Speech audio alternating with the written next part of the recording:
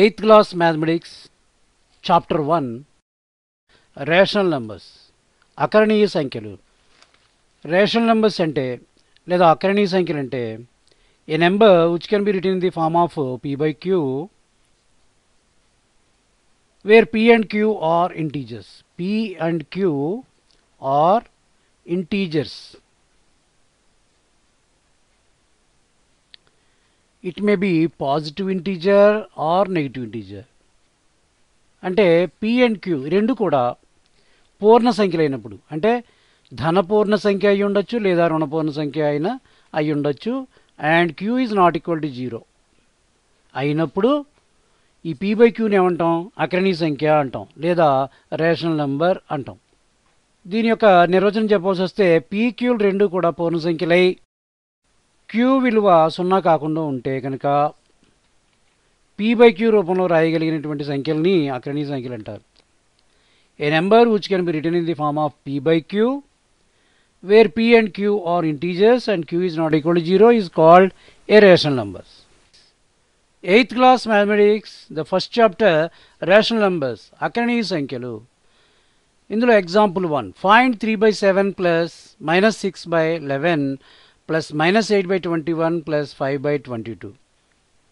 ఇచ్చినటువంటి ఎక్స్ప్రెషన్ యొక్క విలువని కనుక్కోవాలి.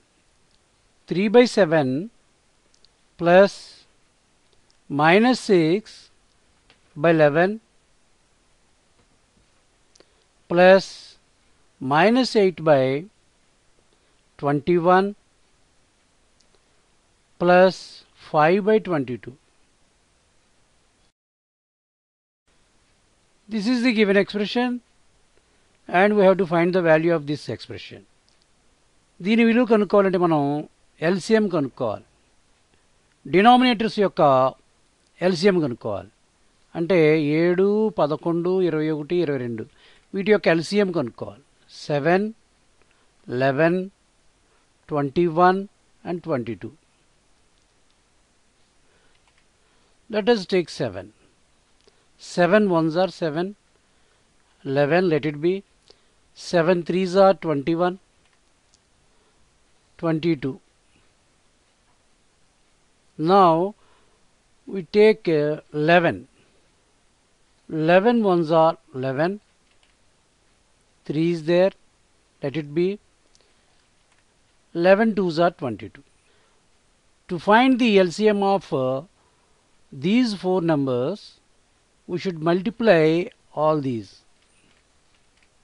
7 into 11 into 3 into 2.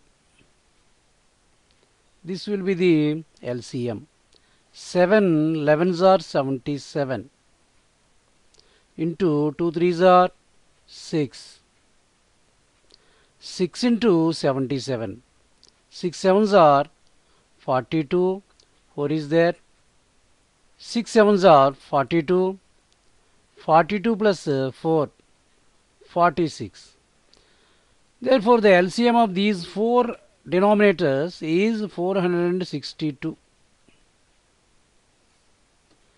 7 462 లో ఎన్నిసార్లు పోతుంది? 66 టైమ్స్ పోతుంది. 7 into 66 is equal to ఏమవుతుంది? 462 అవుతుంది. Therefore, ఆ 66తో 3ని మల్టిప్లై చేయాలి. 3 into 66 ప్లస్ 11 462లో ఎన్ని టైమ్స్ పోతుంది? 42 టైమ్స్ పోతుంది. 11 42s are 462. ఆ 42తో -6ని మల్టిప్లై చేయాలి. -6 into 42 ప్లస్ 21 462లో ఎన్ని టైమ్స్ పోతుంది? 22 టైమ్స్ పోతుంది. 21 into 22 ఏమవుతుంది? 462 అవుతుంది.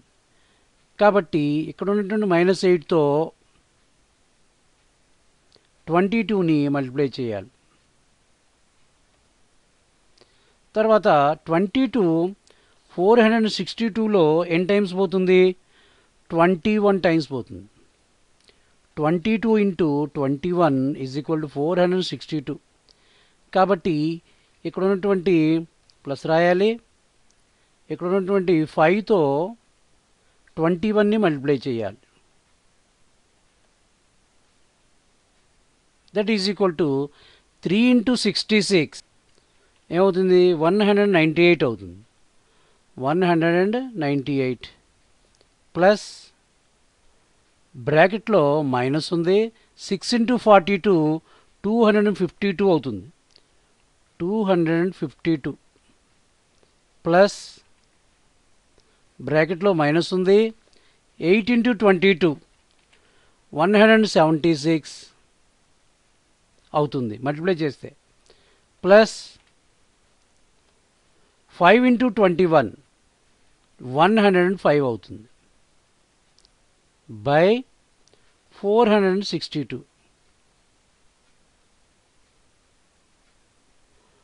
That is equal to 198 plus into minus, బ్రాకెట్ని ఇంటూగా భావించాలి, plus into minus minus 252 plus ఉంది, ప్లస్ ఇంటూ మైనస్ బ్రాకెట్ కదా, plus into minus minus 176 plus 105 by 462. That is equal to, this is positive integer 198, this is also positive integer plus 105. Put it in bracket. These are negative integers, minus 252 minus 176 by 462. That is equal to 198 plus 105. ఈ రెండు కలిపినట్లయితే మనకి 303 వస్తుంది. ఈ రెండు మైనస్లు కాబట్టి కలపాలి. గుర్తులు సమానంగా ఉంటే అదే గుర్తు రాసి ఈ రెండు కలపాలి. కాబట్టి 252 ప్లస్ 176 కలపండి రెండు. Add these two numbers. 2 plus 6 8, 5 plus 7 12, 1 is there, 2 plus 1 3, 3 plus 1 4, 428 by denominator 462. That is equal to 303 minus 428. 303 లోంచి 428 తీయలేకపోతే మైనస్ రాసుకుని 428 లోంచి 303 తీసేస్తే మనకి 125 వస్తుంది. బై ఇంకేమిలింది డినామినేటర్ 462 వచ్చింది. This is the simplified form of the given expression. This is the answer. ఇది ఒక పద్ధతి. రెండో పద్ధతి కూడా నేర్చుకుందాం. ఇదే లెక్కన మనం స్థిత్యంతర న్యాయం లేదా ధర్మం, సహచర న్యాయము లేదా సహచర ధర్మం, ఇంగ్లీష్లో మనం ఏమంటాం, competitive property and associative property, ఈ రెండింటిని ఉపయోగించడం ద్వారా చాలా ఈజీగా లెక్కని చేయవచ్చు. అదే విధంగానూ చూద్దాం. మనకి ఇచ్చినటువంటి ఎక్స్ప్రెషన్ ఏంటి? 3/7 plus minus 6/11 plus minus 8/21 plus 5/22 ఇది ఇవ్వబడింది. ఇప్పుడు మనం ఏ విధంగా చేయాలంటే 3/7 ప్లస్ మైనస్ 8/21 ఈ రెండు తీసుకోవాలి, ప్లస్ బ్రాకెట్లో మైనస్ 6/11 పక్కనే ప్లస్ 5/22 ఈ విధంగా తీసుకున్నాం. ఇక్కడ కాంపిటేటివ్ ప్రాపర్టీ ఉపయోగించాం. 7కి 21కి ఎల్సిఎం కడితే ఏమవుతుంది? 7కి 21కి ఎల్సిఎం తీసుకుంటే 7 1s are 7, 7 3s are 21. ఇప్పుడు ఎల్సిఎం ఆఫ్ 7 and 21 ఏమవుతుంది? 7 1s are 7, 7 3s are 21. LCM is 21. 7 21లో ఎన్ని టైమ్స్ పోతుంది? 3 టైమ్స్ పోతుంది. ఆ 3తో 3ని గుణించాలి. 3 into 3 ప్లస్ 21లో ఒకసారి పోతుంది 1 టైం. 1 into -8 -8 into 1 ఇక్కడ ప్లస్ ఉంది, ప్లస్ రాసుకుందాం. ఇప్పుడు మనం ఏం చేయాలి? 11కి 22కి ఎల్సిఎం కట్టాలి. 11 and 22. 11 తీసుకోండి. 11 1s are 11, 11 2s are 22. LCM of 11 and 22 ఏమవుతుంది? 11 1s are 11, 11 2s are 22. 22 is the LCM here. 11 22లో 2 times పోతుంది. ఈ 2తో -6ని మల్టిప్లై చేయాలి. -6 into 2 ప్లస్ 22లో 1 టైం క్యాన్సిల్ అవుతుంది. ఆ 1తో 5ని మల్టిప్లై చేయాలి. ప్లస్ ఉంది కదా, plus 5 into 1 that is equal to square bracket, that is equal to 3 into 3, 3 3s are 9 plus bracket లో minus 8 1s are 8 by 21 plus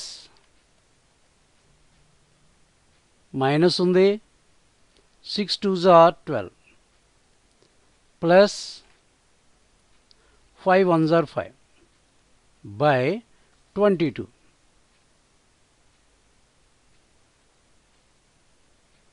That is equal to 9 plus into minus, minus బ్రాకెట్ని ఇంటూగా భావిస్తాం కాబట్టి plus into minus -8 by 21 plus ఇక్కడ గుర్తులు వేరువేరుగా ఉన్నాయి. ఇది -12 అయితే ఇది +5. Signs are different. Therefore దీని అర్థం ఏంటి? 5 + 5 - 12 అని అర్థం by 22. That is equal to 9 minus 8 1 by 21 plus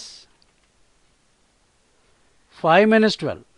5 లోంచి 12 తీయలేకపోతే మైనస్ రాసుకుని 12 లోంచి 5 తీసేయండి, 7 -7 by 22. That is equal to ఇక్కడ 21కి 22కి ఎల్సిఎం ఏమవుతుంది? ఇంక కామన్ ఫ్యాక్టర్స్ ఏం లేవు కాబట్టి 21ని 22తో డైరెక్ట్గా మల్టిప్లై చేసేయాలి. చేసేస్తే ఎంత వస్తుంది మనకి? 21ని 22తో గుణిస్తే 462 వస్తుంది. అదే ఎల్సిఎం. ఈ 21 462లో ఎన్నిసార్లు పోతుంది?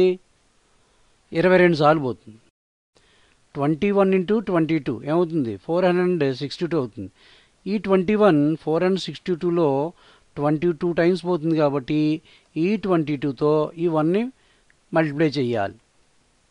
1 into 22 పక్కనే ప్లస్ ఉంది. 22 462లో 21 టైమ్స్ పోతుంది. ఆ 21తో -7ని మల్టిప్లై చేయాలి. బ్రాకెట్లో -7 into 21 that is equal to 1 into 22 plus బ్రాకెట్లో మైనస్ ఉంది 7 into 21 7 1s are 7 7 2s are 14 147 by 462. That is equal to 22 plus into minus bracket అంటే ఇంటూగా భావించాలి. Plus into minus -147 by 462.